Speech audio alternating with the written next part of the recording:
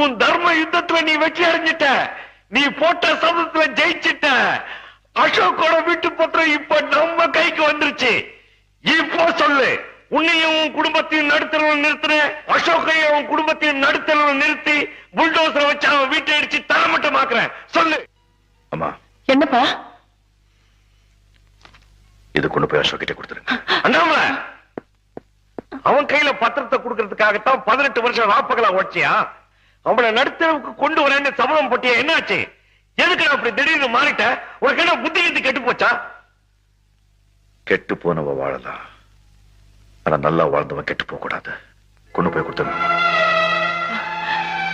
அண்ணாமலை, நீ கோடி கோடியா சம்பாரிச்சு கொட்டும் போது கூட என் மனசு குளிரலப்பா. இப்பதான்ப்பா என் வயிறே குளிர்ந்திருக்கு. என் மகன் மாறல, என் அண்ணாமலை மாறல.